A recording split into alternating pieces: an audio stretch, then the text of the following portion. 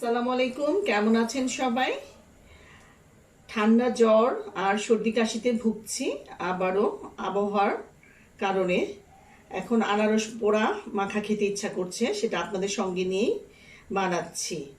আনারসটা প্রথমে ভালো করে ধুয়ে আমি এটা চুলায় স্ট্যান্ডে পুড়তে বসিয়ে দিয়েছি। আমি এপিট ওপিট করে দুপাশই পুড়ব। আনারসটা ভালো করে পুড়িয়ে নিয়েছি। এখন আমি এটা কেটে নিব, ছিলে নেব।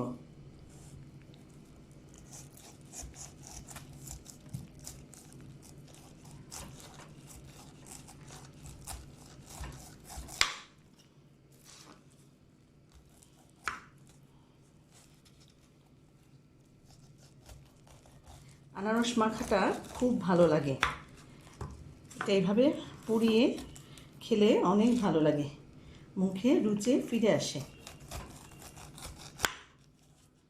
আনারসটা ভালো করে ছিলে নিয়েছি, ধুয়ে পরিষ্কার করে নিয়েছি। এখন আমি এটা কেটে নিব।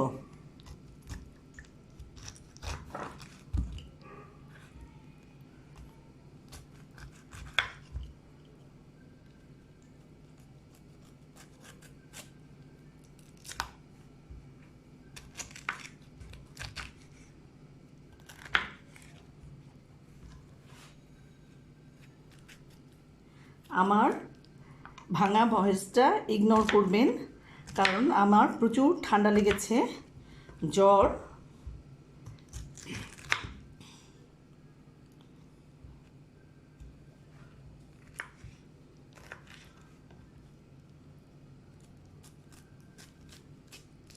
এই মাঝখানের অংশগুলো আমি ফেলে দেব। আমি দিয়ে দিচ্ছি লবণ 1 চামচ পরিমাণ, দিয়ে দিচ্ছি বিট লবণ 1 চামচ পরিমাণ,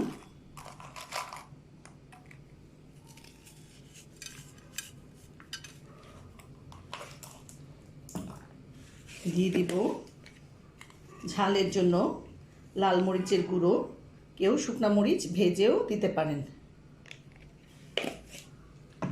দিয়ে দিচ্ছি সরিষা বাটা। কাসুন্দি থাকলে অবশ্যই আপনারা কাসুন্দি ব্যবহার করবেন। আমার অল্প ছিল তো এই জন্য আমি অল্প একটু সরিষা বাটা নিয়েছি। এখন আমি ভালো করে মেখে নেব।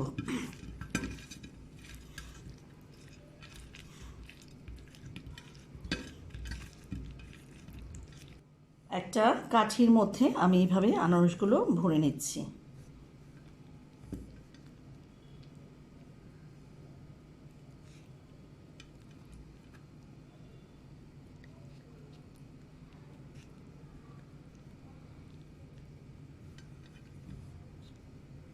আমি এরকম তিনটা করে আনারস ভরে নিলাম।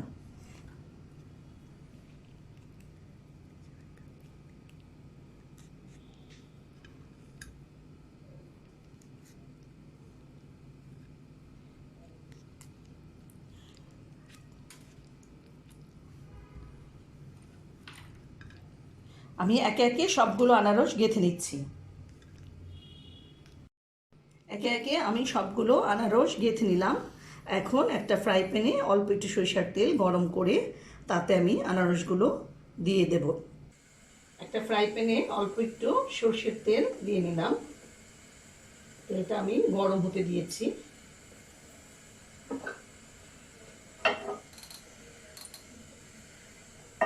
তেলটা ভালো করে গরম হলে আমি এতে আনারসগুলো দিয়ে দিব। আনারসগুলো দিয়ে দিচ্ছি।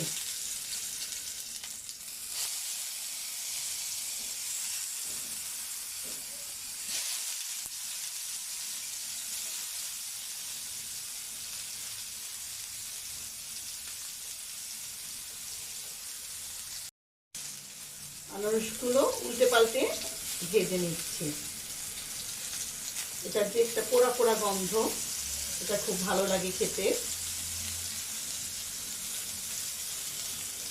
আর কাঁচা আনারসটা একটু টক মিষ্টি থাকে, এটা খেলে খুব ভালো লাগে। এটা আমার প্রায় রেডি হয়ে গেছে। এখন আমি একটা প্লেটে তুলে নিব পরিবেশনের জন্য। আপনারা এভাবে বাড়িতে করে খাবেন, দেখবেন ইনশাল্লাহ খুব ভালো লাগবে। ভিডিওটি ভালো লেগে থাকলে অবশ্যই লাইক ও কমেন্ট করে পাশে থাকবেন। ভালো থাকবেন সবাই, নিরাপদে থাকবেন। আল্লাহ হাফেজ।